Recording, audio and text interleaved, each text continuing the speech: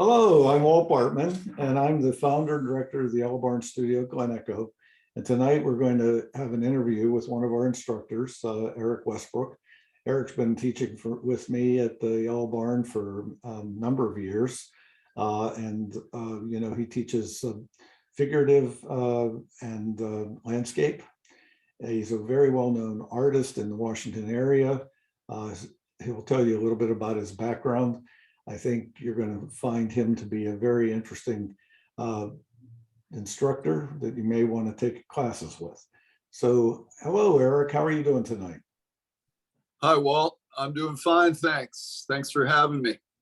Yeah, it's great to be able to touch base with you. We don't see each other very much, so having Zoom is a nice way to really interact and get people to know who you are. And I think those of you that are going to watch this video, the Yellow Barn is an interesting studio. We're offering almost 80 classes a term, and I think with a large number of instructors. So we're trying to do these interviews. So Eric, let me ask you a question. How did you get started? I got started probably about the time I could walk. Drawing and painting, I was one of those kids that was always doing it. Nobody told me not to do it, so I just kept it up. All through high school, majored in art in college, went to the University of Maryland, College Park, and I started as a studio art major. But I eventually graduated with a degree in graphic communications because somewhere in the midst of college, I decided that I wanted to be an illustrator. So I kind of combined my fine art training with the knowledge of the graphic design business and was able to get my foot in the door in a couple design firms, ad agencies, and start to build my illustration portfolio. And then ended up freelancing as a full-time illustrator for up until the present, which I won't mention how many decades that's been, but it's been a long time. And along the way was constantly creating my own art for shows, for commissions. And then I guess it's been at least 15 years since I started teaching at the Yellow Barn. And teaching has become a very important part of my career, as well as my commissioned fine art, my commissioned illustrations, and my own gallery work that I sell and create for my collectors. Are you a local Washington product, or did you move here when you went to the University of Maryland? No, I grew up in the Maryland suburbs, so I am definitely a local, but I have lived in Washington, D.C. most of my adult life since soon after college. So I was a Maryland suburb kid who ended up in D.C. and have been here ever since. I live right outside Georgetown in a neighborhood called Glover Park, which has all kinds of great landscape opportunities for paintings, as does Georgetown. And I do a lot of local landscapes. Yeah, well, you're a very well-known artist in Washington, and we're fortunate to be able to have you teach on our faculty. And I think for students, I feel that this is real important, okay, that they get to know you. So let me ask you another question, and that is, if someone was going to study with you, what do you think your approach is to working with them? Maybe you can pass that on. Sure. I would say my approach is to start with the very foundational elements. And I teach portrait, I teach figure, and I teach landscape. And regardless of how much experience a particular student may have, it's always good to kind of start with how to start and talk about your initial gestural free kind of impression of something, building a structure on top of that you can develop. And even if you have painted for years, being reminded of that system and that methodology is just good. It's good to refresh that and reinforce that knowledge. And at the same time, if I have a student who has not painted much at all, if any, then I'm bringing them in on the very foundational level of how to start a painting. So it's both good for the experienced artist and the beginner, because I stress those early stages of a work of art.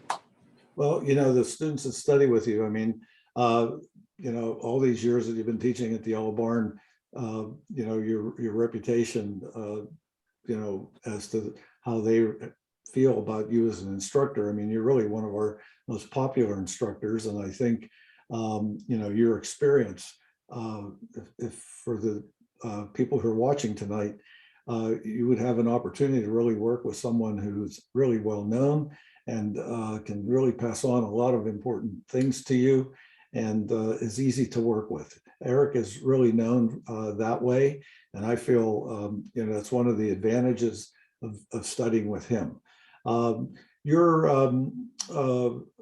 Now what we're gonna do, Eric, is just I think that's enough as far as background, unless you have something else. Do you have anything else that you might want to tell us, or as far as your way of working, because we can go to your paintings now if you want.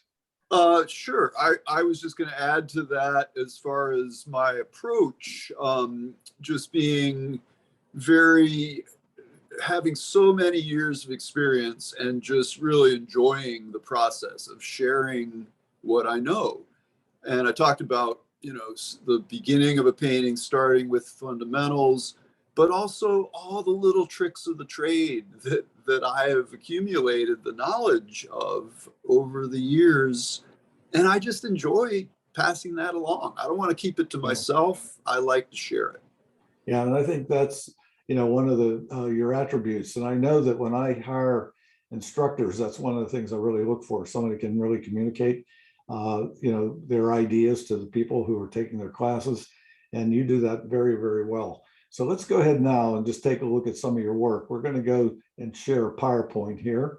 All right. You're going to see a PowerPoint, I believe, Eric, correct? Yes, I see it. Okay. So we're going to start at the top here. And let's just talk a little bit, this little introduction here, so you get an idea of Eric's work and the quality of his work, which I think is pretty impressive. We'll talk about this piece here in a few minutes. This is Eric's schedule for this coming spring. You're teaching summer too, correct? So yes, I will be slightly different, but this one is, these are my spring class lineup right so here. For anybody that's interested in taking a class with Eric, I think, you go to the yellowbarnstudio.com website and you can just click on his classes. And, we have links there. It'll take you right to the pages at Glen Echo, or you can go to glenechopark.org and, go through their catalog. I think you're going to see that, his the days he's teaching Tuesdays, Wednesdays, and Saturdays. So there's a lot of classes that you might want to take, and you're doing both on-site and online classes. You want to speak to that for a few minutes? Yeah, sure. It's been great this winter to be back in the Yellow Barn for figure drawing Saturday afternoons. And that's been going really well. And the other two I've been doing all through the last 2 years online. And that's landscape painting from photos and portrait painting. And those work really well online. I can share my screen and put the images that my students send me. I put them in Photoshop and I can draw on them. I can mark them up and then send the file back to the student, who can then refer to that to help them continue their painting. I do demonstrations in every class where my camera is right up against my canvas. Everybody can clearly see what I'm doing. And, the students really, I've gotten so much positive feedback from my students. Yeah. Yeah. And I think that looking at Eric's work that you all are about to see, you'll see why he's a popular instructor. So here we're going to go on to some of the pieces. And Eric, you can perhaps maybe discuss, what your ideas were here and the importance of this particular piece of work. Yeah, sure. I'm actually working on this painting is about 11 by 14 inches. I'm actually working on a larger version of this right now that'll be 36 by 48 inches. But this is, this was kind of my color study for this larger painting. And I developed it to a pretty advanced degree as far as details. It's a salt marsh around near Chincoteague, actually on the island of Assateague, but right near Chincoteague, on a very cloudy, kind of almost rainy day, and just very tonal, kind of subtle light. And it was very refreshing because the environment that I typically spend my time in, upper Northwest Washington, D.C., is very forested. I mean, I live in this urban forest here, and then you get to a place like a salt marsh, and you've got all these horizontals, you've got horizons, you've got bands of color that are just arranged differently than my usual stomping ground. So it was, I gathered so much good information with sketches and photos in the time I spent there for future paintings. And this is one of them, and I'm developing it into a larger work. So how do you find yourself working? Do you, is this the way you do most of your work, is to go off and do sketches on location and make notes, and then, like you said, take photos and then go back to the studio? Is that how you I work? try to do it that way as much as possible. Yes. So it's usually a combination of sketches and or color studies and then photographs. And I do complete my paintings in the studio. Some completely are generated in the studio. It depends. And I do paint places and things that are very fleeting and may not even be in a very good environment for plein air painting. And I have to rely on photos. But having experience painting outdoors and at least sketching and doing color studies for paintings really is essential. It enhances your ability to interpret photographs. Mm-hmm. And so is there anything else that you'd like to talk about here? Composition, or I know you were saying about the salt marsh and the kind of planular structure. I mean, this is a very interesting painting because you let us move through the marsh, and I really love the color combinations that you've used. So, and this is sort of a gray day with you can feel the movement in the sky. I think is there anything else that you might want to just share with us that somebody might, get to understand about what you were attempting to do here? Sure. Yeah. I think, there's the big bands of color, and then in the foreground, everything is closer to us. And I wanted to punch up those yellow flowers and the little reeds there, used a lot of palette knife on that. And then there's a little tree beyond that, kind of a bare tree that I threw in a few more little palette knife marks. So it was trying to have some big areas that were more quiet, and then have the action be close up, the high contrast be in the lower portion to pull that forward and hopefully get that sense of depth and perspective. Mm-hmm. So you mentioned the palette knife. How do you, do you describe yourself as a realist? Maybe that's what I should ask first. Do you think of yourself as a realist, an impressionist? What is it that you feel? I mean, if you were to look at a certain art movement that you would identify yourself as? Well, I think I would use the word realist before I would use the word impressionist. But there's certainly things that I do and things that I know how to do that are very impressionistic. But I'd say I'm a little more detail oriented than most impressionists. And when it comes time to do the little stuff,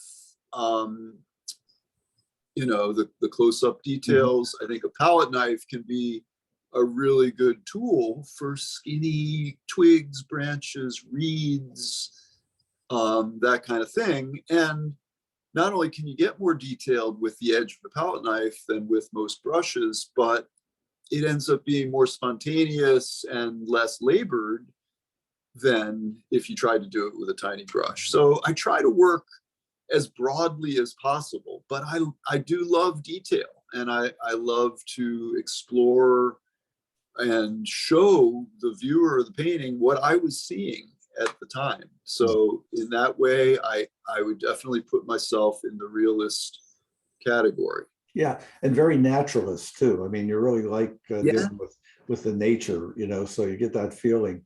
A very interesting piece. We're going to go on to the next one, and this one, you know, is quite a contrast. God, I went from kind of a temperature where I really felt kind of comfortable, maybe fall or early spring, but now I'm really into winter. And this, I just gave my own students an assignment, which was to paint a really cold painting, one that would make me feel cold.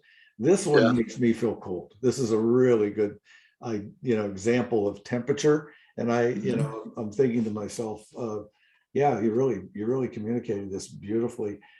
Anything you want to say about this particular piece?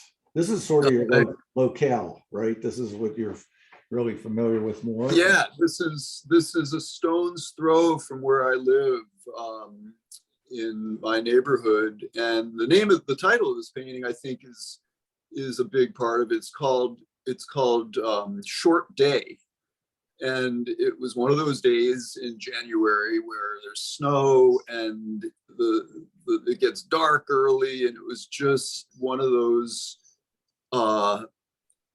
days that there's almost kind of a dreamlike vibe to it, and atmosphere of just darkness. So this was in the middle of the afternoon, but it's in the woods, and it's feeling like it's time, you know, there's almost a timelessness. But I was really drawn to the contrast with it's a little stream bed that I'm looking at here that winds through it. And the composition of it, almost the flatness. I mean, there's perspective in that the little stream gets thinner as it goes away from us, but it's also kind of, there's a attention to the design of this piece that I was struck by, and just noticed that in the landscape as I was gathering the reference. And then, you know, it is very monochromatic, very tonal with those cool colors, but then there's a splash of sort of reddish brown leaves. There's a certain type of tree, I'm not sure what it is, that really doesn't lose its leaves in the winter. They stick on there even though they're dead. And that was just, to me, that was just kind of nice little accent that jumps in from the top. And then I pick up on that in some of the ground that I primed the canvas with, a few other little shots of that. And that was the idea, you know. I tell you what, I'm shivering right now looking at this. That's good to hear. Yeah, I mean, it really truly is. And you know, this one, where the first one was more of a picture plane where you're looking, you know, on the flatness of the marsh. This one, you give us this feeling of looking down, and then, you know, you bend our awareness or consciousness on a kind of a journey, and you can see how the stream kind of moves in a direction. It takes, you know, takes the eye back into the painting. And honestly, I feel, you know, it shares the same rhythm that the branches have, which I think really goes well with the you know, the contrast, and that you know, it's somewhat unified that way. I am really intrigued by this painting. This is, I guess it's because I really do feel the coldness so dramatically, but I feel that the softness that you brought to it too, the brushing, is really masterful. I mean, I feel, how long did this take you? How long did this particular piece you work on this? Oh, not long. It's maybe, I'm guessing it's 18 by 24. It was pretty quick, honestly. I mean, I blocked it in with just big sections, without any of the tree branches, just the big blocks around that stream bed, and then put the branches in just with the dark part of them. Maybe let it dry for a couple days, and then came back and just scattered the snow all over everything. So it really, using the weave of the canvas for some of the texture. There wasn't a lot of complexity. I had 2 or 3 big piles of paint for the different colors on my palette. But I like your observations, especially that idea that the tree branches and the stream they're kind of, shaped by the same natural forces, and their forms echo. And I love that about painting nature. And I will include human beings as part of nature, that different forms and rhythms and structures just are found throughout all of those different subjects, and they're echoed in different things, but they're really kind of the same forces of the universe creating those forms. Yeah, we can see your design sense here. I think, when we look at someone's work and, kind of discuss some of the properties of it, this is one where you make it easy for us to look at, even though it's so complex. I mean, we really are not confused, even though we are. I mean, in other words, you have all the little branches, but you really direct the eye in a way that feels comfortable. And, we can really take in the whole painting, holistically. So I think this one's really speaks that way. And you have plenty of these, by the way. Your work, what I've known of Eric's work, I can tell you, this is just an example of what he's capable of, So, okay, so let's go on to the next one. This is another one of these marshes that you're working with. It is, yeah. A very different place. This is up in the Adirondacks in upstate New York. Different time of year too, of course. And this was just, lily pads, and their blossoms are just a tried and true subject. And I just thought that a low point of view would be interesting. And this provides that and kind of puts you on the water, which is actually where I was when I was gathering the reference material for this painting. Was in a kayak in this sort of marshy, freshwater river environment. So, I try to put you right down at grass reed level, let's call it. Yeah, and I think, for the viewer, I mean, this is one where you really feel like you're part of the painting. I think that's an interesting kind of combination of the distance, but also the eye level. Again, that really beautiful atmosphere that you're able to create in that distance. This one, you set the horizon a lot higher. Is there than the first one? Was that intentional? Well, I think it was a function of just getting down lower in the point of view, and this had a really great sky that I don't see too much of because I'm kind of looking down, and the viewer, I want the viewer to feel that and have the sense of the movement of those clouds. Because, I mean, one of the big factors with those clouds is the reflections of them in the water. and that kind of is in motion as well. And that place, this part of our world up in that area in the Adirondack region, the weather is very volatile. I mean, it can be warm and sunny, and then even if it's August, it can all of a sudden be hailing and cold.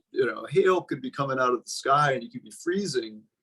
And it's just, there's a lot of flux in the weather and the atmosphere. And I mean, it was me really being faithful to my source material, which were photographs, a series of photographs that I montaged to create this composition. But this was just a moment where the sun was coming through, and I wanted you to feel that sense that you're down in there with the crunchy. When you're kayaking through a bunch of reeds like this, there's a sound of sort of soft crunchiness that many of you can probably relate to if you've been in that situation. So yeah, it's just, trying to observe attentively enough so that it's convincing enough that the viewer feels it. The values here, value plays an important part in any piece of artwork, but this is a great example. If you put this painting in black and white, the values would read as a strong relationship to the painting. And I think, does value play an important part in your work? Oh, absolutely. Yeah. And that could be, I mentioned my career as an illustrator, and one of the things that is important in illustration is that your work is not really finished when you create it. It's finished when it's published. And that could be print media, it could be digital media, but the idea that it has to convey the concept or the imagery faithfully to your original.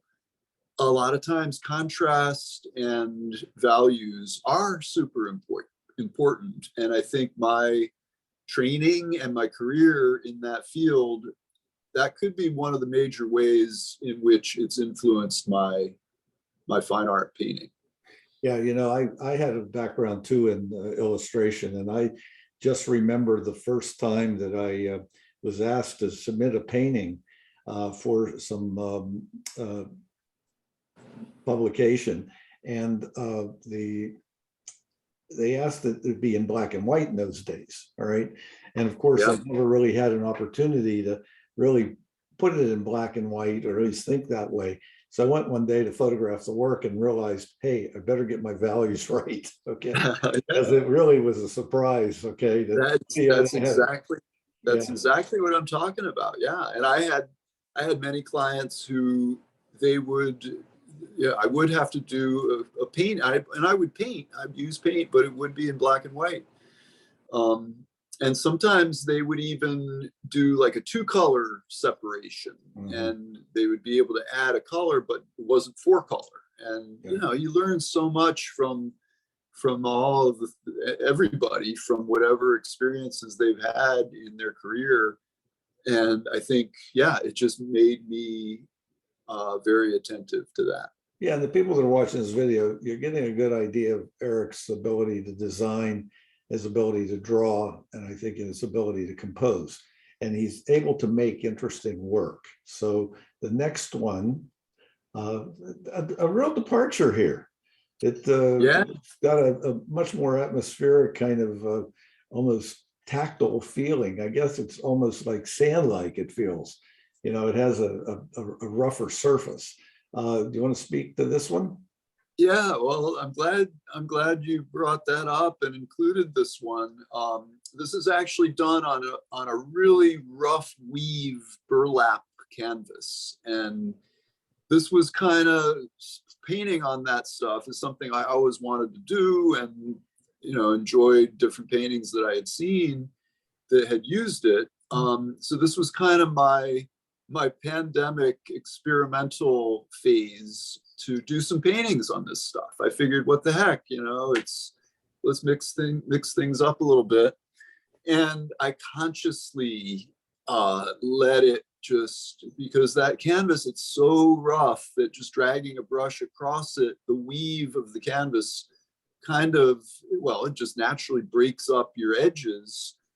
And I just had this, idea for this painting that it would be like almost a veil of summer atmosphere and sunlight and salt air. It's on Cape Cod, and just that kind of roughness and sandiness and grittiness that this dune, sand dune, barrier island, peninsula, Cape Cod kind of environment has. And yes, the texture was crucial to that effect, to getting that effect.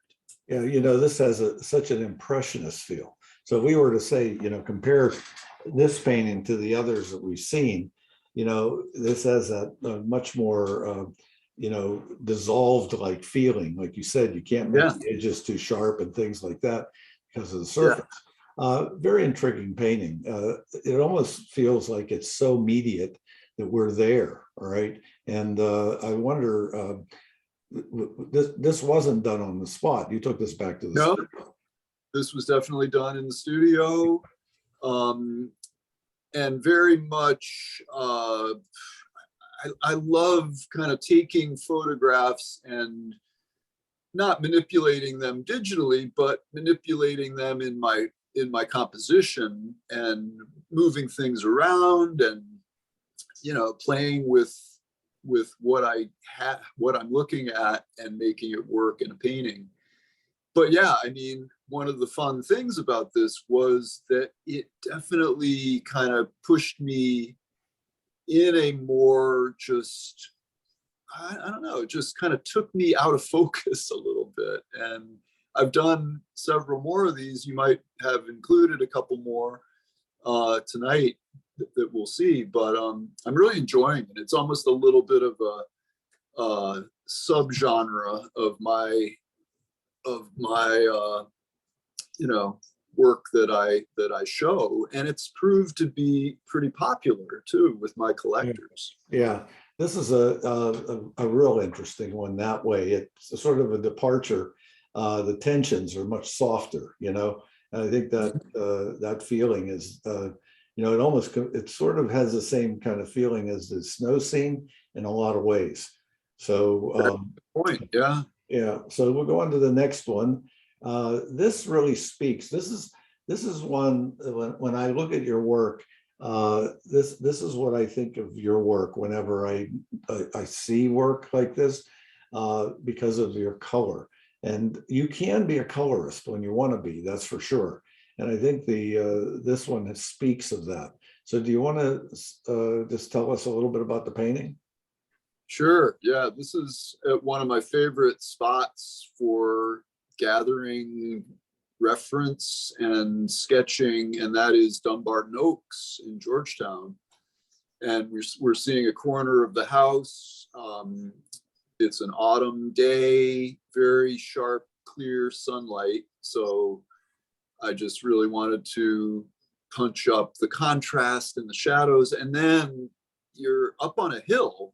For those of you who've been there, if you haven't been there, the house is on a hill, and then the land, as you go back in space here, drops off pretty steeply down into Rock Creek Park. So those trees you see in the distance are quite a ways away, and they're those really white barked sycamore trees with the autumn colors, and the shadow colors get really cool and blue because of the atmosphere. So I just really wanted to embellish those colors with the dark, higher contrast, light and shadow in the foreground. So yeah, the colors back there were really important to kind of make sure they had had some luminosity to them. And that, again, that kind of contrast with the heaviness of the shadows and the chunkiness of the leaves that are closer to us. I really wanted to push that difference between foreground and background. So the background colors flatten out, the contrast is not as great, and the colors get cool and more blue in the shadows. Yeah, I really like the surface. This has a sort of similar surface to the one that we just saw, in that there's a kind of a, maybe it's the canvas itself, whether it's a rough canvas, I'm not sure. But you know, you might discuss that and maybe the brushes that you use. Do you use a variety of brushes? Yeah, that's a great point. It actually is that rough canvas, but you're right. It is the rough canvas, but it's a little different in terms of, compared to the Cape Cod painting, in terms of how much paint I've used. So in this one, I've really piled the paint on in these foreground elements. I definitely used a lot of palette knife in the foreground tree and the ivy, or whatever that vine is that's climbing up the side of the house. But I built the foundation with brushes before I put on the chunks of paint with palette knife. I do use a variety, I'd say, between flats, brights, and filberts. Definitely more on the flat and the brights. I really love brights because they're strong. You know, you get a lot of leverage because of the shorter bristles. And when you paint on this stuff, you know, there's a lot of resistance to your brush. So I find that the brights really come in handy. Yeah, and maybe speak a little bit about, you finish with smaller brush strokes. Is that how you finish your painting here? Do you start with larger brush strokes and then, you know? Oh, sure. Yeah. I mean, before any of those smaller little leaf shapes go on, there are just big blocks of color. And I just embellish on top of it and build from the back to the front. Do you But use painting medium? a little bit of linseed oil, but mostly, oh, actually, when it's time for really thick impasto, I use a cold wax medium. Oh, do you? How about that? Yeah. That's interesting, because I have the cold wax here, but I've never used it. So Oh, I like it. Yeah. Yeah, It dries fast. I'm not crazy about it until the last, you know, maybe some of these yellower leaves in here got it. And that was all put on with a palette knife too. Because you have to really, with cold wax, just about use a palette knife, don't you? I mean, that. Yeah. So because it's so sticky and thick. You leave the ground on the right-hand side. The right-hand side has a very thin paint. It doesn't read that way, but you can see that was your underpainting, I guess, sienna. Yeah, maybe not everywhere, but definitely in the ground. It was in the lawn area. I'm not sure that I can't remember exactly. I tone my canvases with different colors, usually pretty neutral. But yeah, I might have gone more of a burnt sienna in this one, and certainly in that area. That was my layer. Yeah, this is a wonderful painting. I enjoy it very much. So we'll go on to the next one. This is another interesting one. Again, very impressionistic, different because you're not putting that Westbrook detail in it. All right, you want to speak to that? I'm not going to say that's missing. I'm just going to say it's a totally different feel. You know, do you want to speak to this one at all? Yeah, sure. Ideas? One thing about, and this is another one on that heavy burlap canvas. One thing about all of the burlap canvas ones is that they're not that large. So this is only about 16 by 20. And so what that does is that makes the grain of the canvas, the weave of the canvas, very large in terms of the aspect ratio with the size of the painting. So it's almost intrinsically going to be kind of pixelated, to use a digital term, when you apply the paint.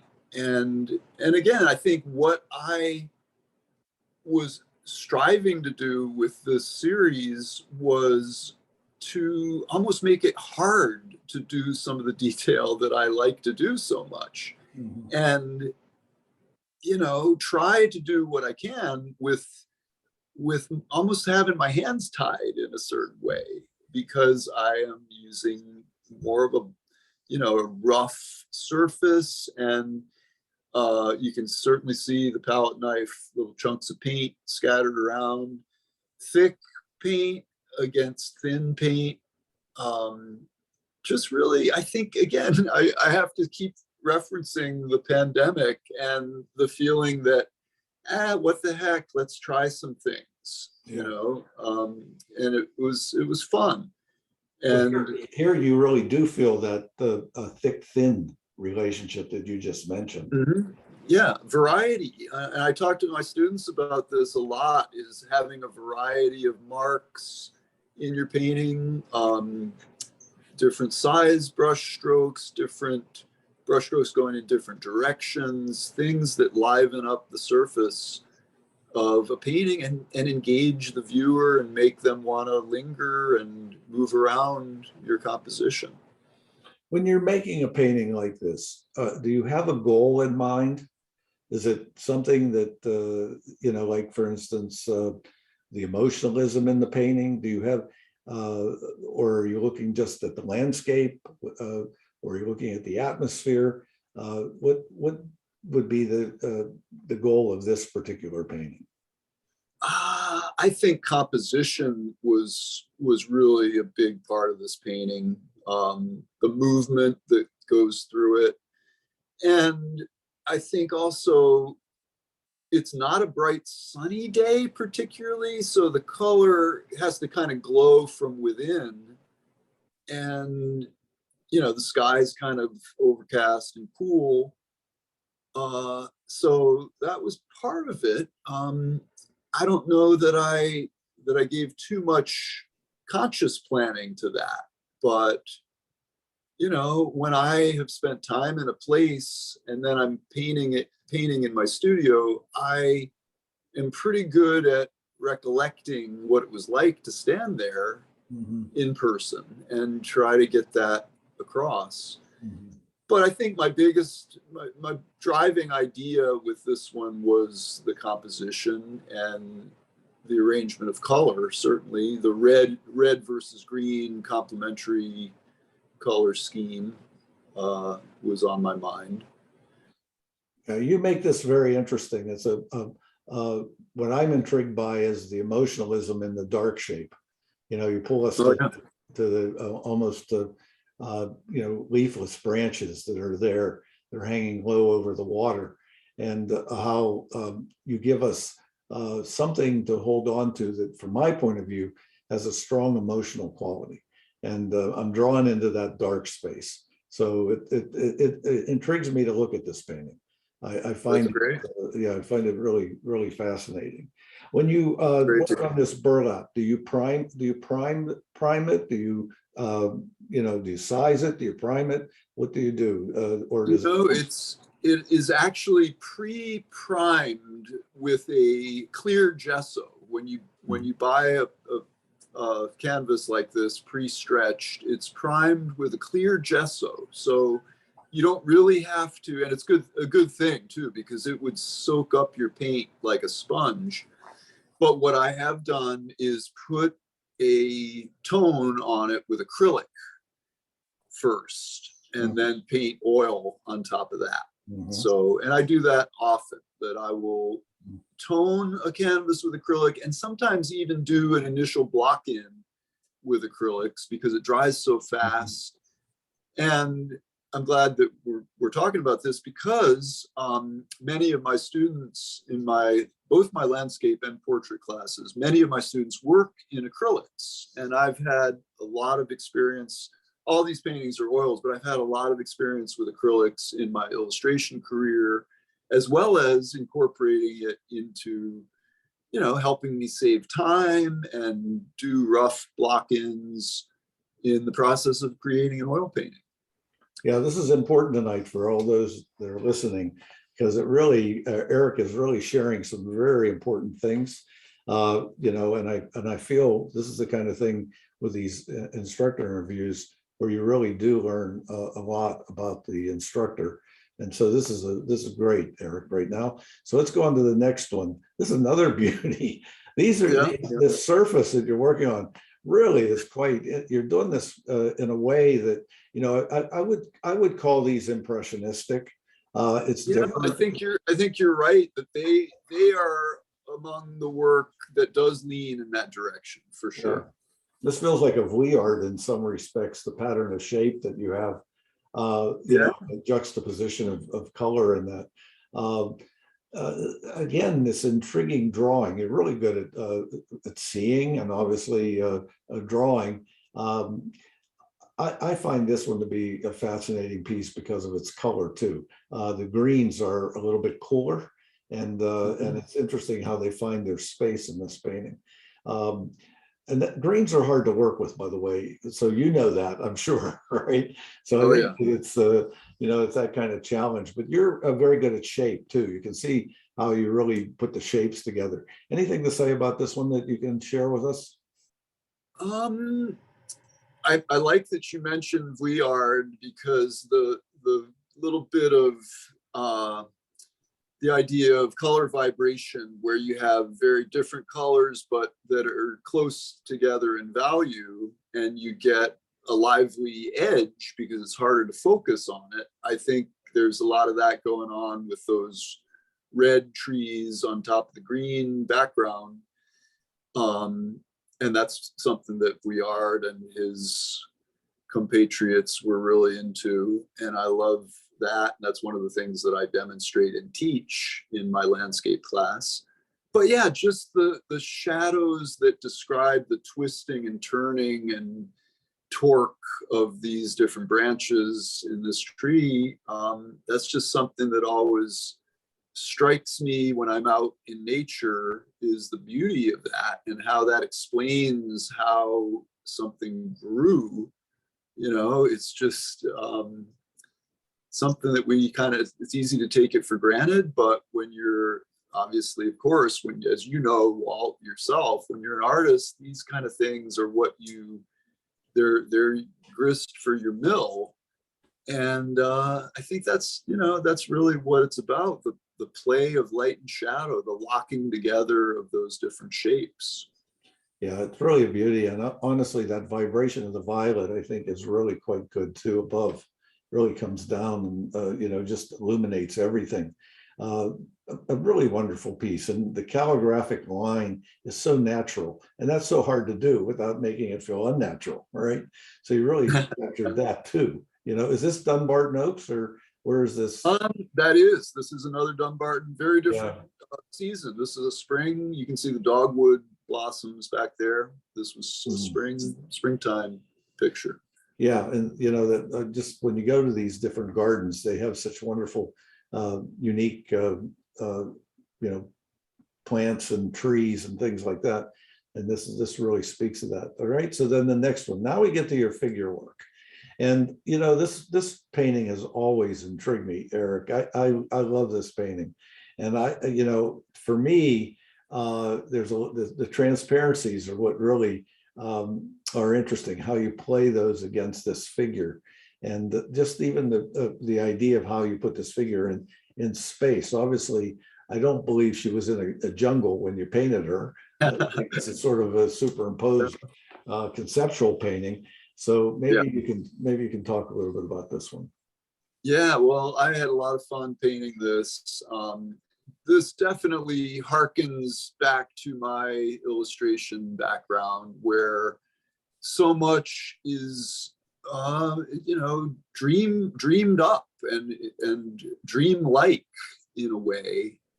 And of course, these floating transparent flowers were just a design element that was picking up on her her clothing and just a pure color, having fun with color to put that pink on top of the greens.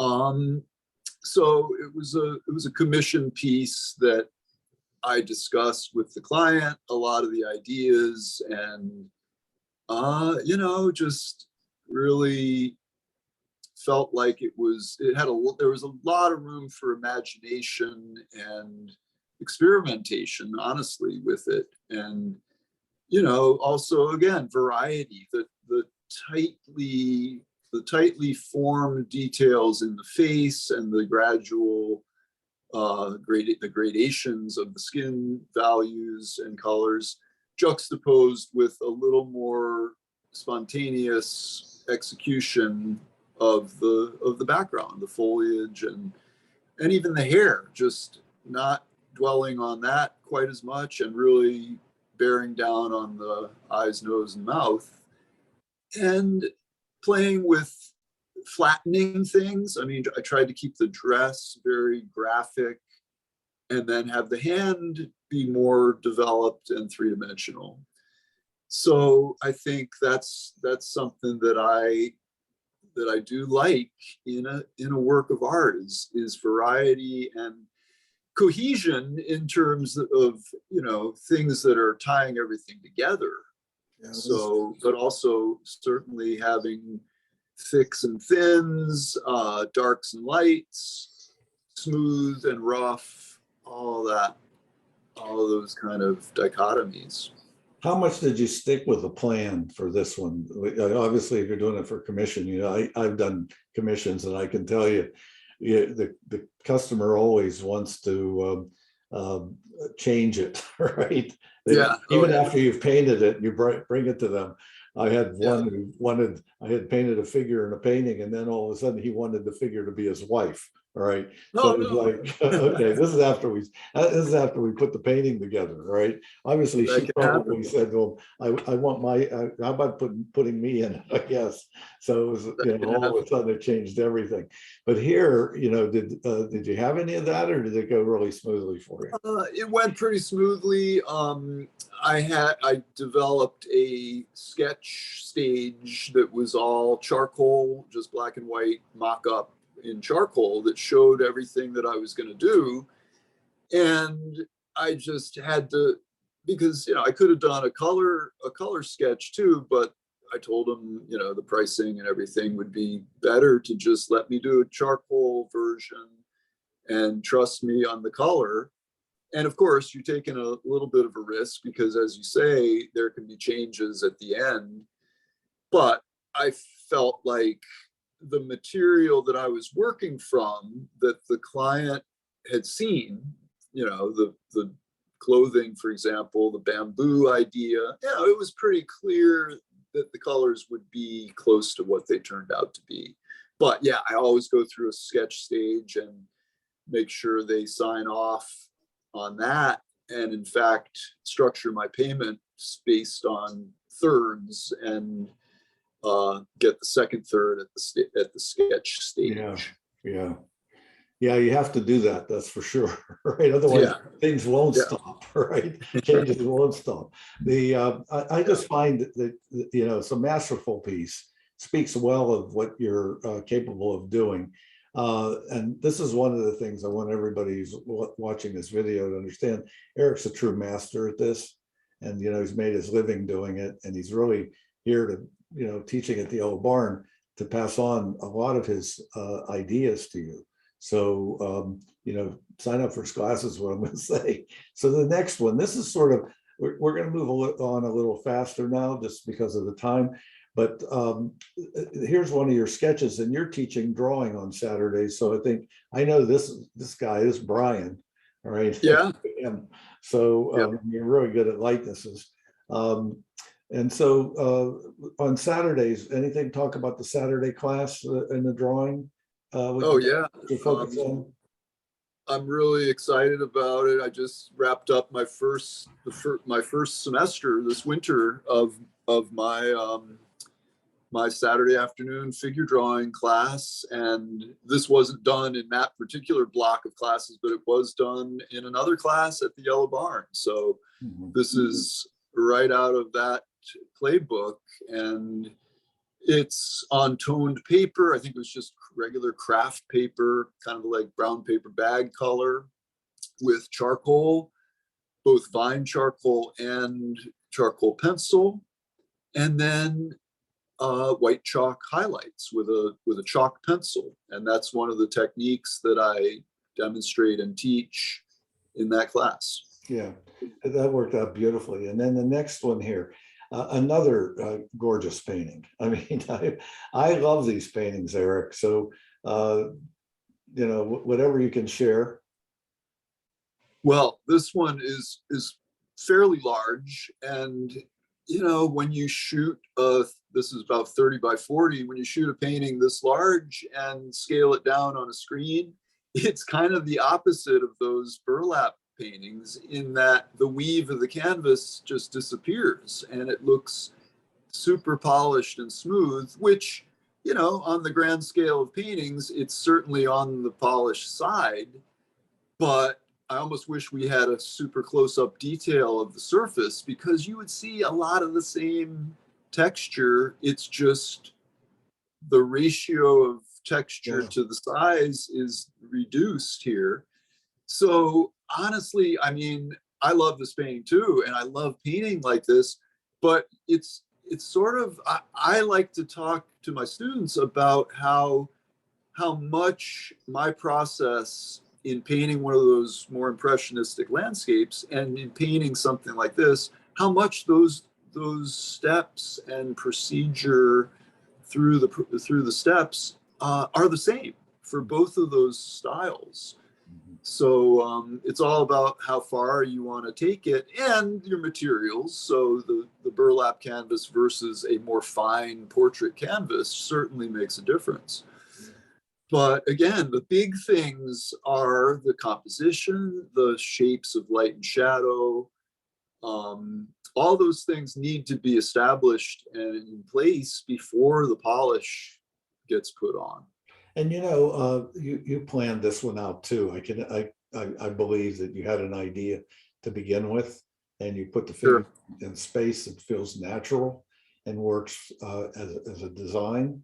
So I mean, these are pieces that are not just alla prima. They're pretty well. I'm sure you've done sketches and things like that beforehand. So I think when somebody sees a piece like this, understand the amount of time that goes into a piece like this. I'm sure. What amount of time did it take you to finish something like this? With one like this, it's hard. It's really hard to say, because I work on it off and on. But I'd say this was off and on my easel for probably a couple months. Not to say I was working on it every day or that there weren't gaps in that, but yeah, there's a lot of labor behind something like this. But it all starts with it. This painting started with just as loose a 1-minute gesture as I teach in my figure drawing class, because that's where you breathe life into a painting. And if that's not there, no matter how much polish you put on the edges and developing the gradual tones, it's not going to be a good painting if you don't start in that more spontaneous and let's just use the word impressionistic way. And then it's just a matter of how far you develop it. In your refinement. And I think one of the things that I see, when you talk about the gesture, it's so important. I'm glad you brought that up, because I think a lot of people see the surface. They don't see what's underneath, Exactly. Yeah. So then the next one, the nude that you have here. Yeah. Well, this one, again, it's a little hard to discern on a screen, but this one is certainly much rougher and not as highly polished as the one we just saw. But certainly this was not done 100% from life. This was done from drawings that I did from life, as well as photographs in the studio. But the drawings were, maybe maybe the longest was maybe 30 minutes. And so that's, that's just enough time for a gesture, getting the proportions and the angles, and then the map of light and shadow. But that is enough information to really give you the important things, the essentials. And then, of course, plugging in color. And I really wanted to get a green versus pink and red color palette going with this one, and try to push that a little bit. So there's a lot of color in this. It's not jumping out at you necessarily, but it is pretty colorful to my eye. Mhm. Who's your favorite figurative painter? Oh, that's a really tough question. I have so many that I can have a flavor of the week when it comes to painters. I'd say that the one that I reference the most would probably be John Singer Sargent, because his paintings were so spontaneous and yet polished at the same time. Yeah. Of course, it depends on the painting, but also that the gesture and the attitude to his figures and portraits, and most of his portraits were, fuller figures, but there's the gesture and the attitude and the mood and the personality comes through in the body language, if not even the actual facial features. The personhood comes through. Yeah, that's a good point. I mean, you really sum it up well, a really fine piece. Move on a second here, as we're going to finish up with this one. Anything you want to say about the portrait? You do teach portraiture, so Yep. maybe to discuss this portrait. I know this is one of your favorites. I don't know, if it's somebody or that, but I've seen you, show this work a number of times. Yeah. So Well, I'm partial to these face-on confrontational I call them portraits, not in a harsh way, but just that the model is actually engaging the viewer. And it's a little different than your more traditional kind of portrait where the model is just looking a little bit away from the artist or viewer. So it's challenging. You have to deal with the symmetry factor of the face. And I mean, maybe I'm not completely 100% dead on, but it's pretty close. So you have symmetry, and yet you have asymmetry. Nobody is perfectly symmetrical. And so you want to capture the uniqueness of the person and yet make sure that the features feel comfortable and convincing.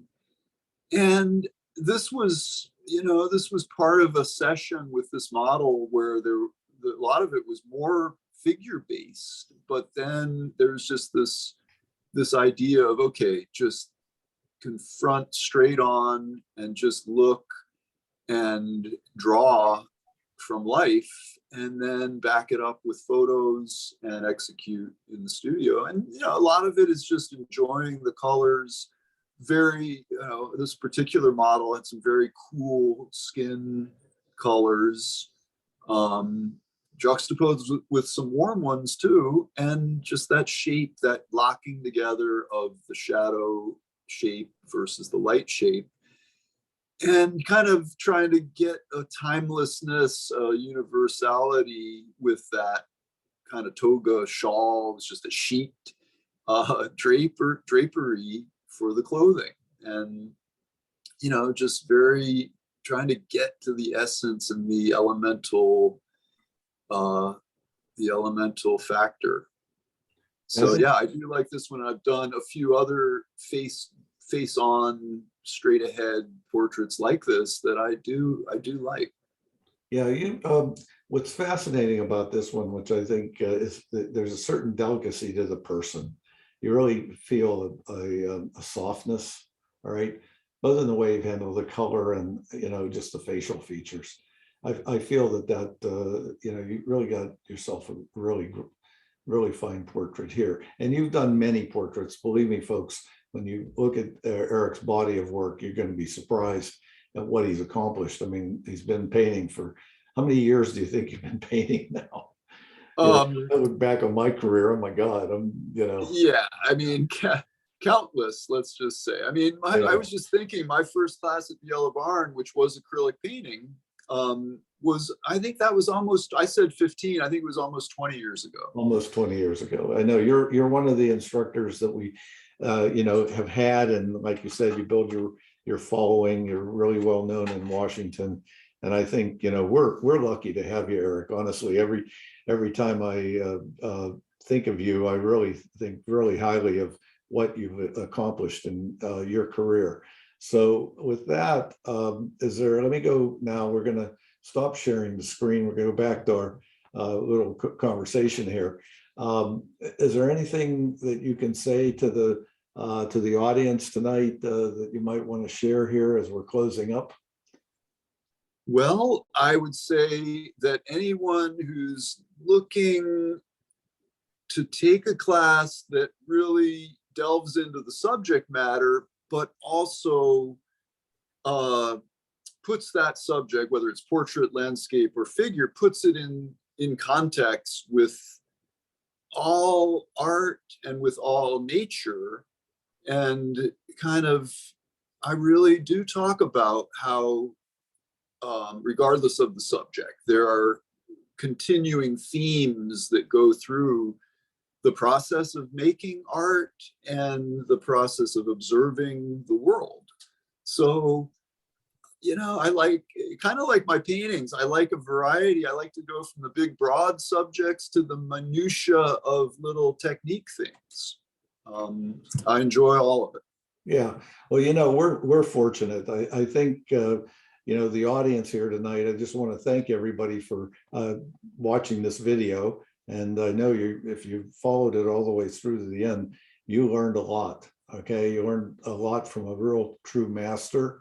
And if you decide that you think you want to take a class at the Yellow Barn, I highly recommend that you think about taking a class with Eric. You're not going to be disappointed. All right. So with that, I'm going to say good night to everyone. And thank you again for joining in. Okay. Good night. Thanks a lot, Walt. You're so welcome, Eric. Good night.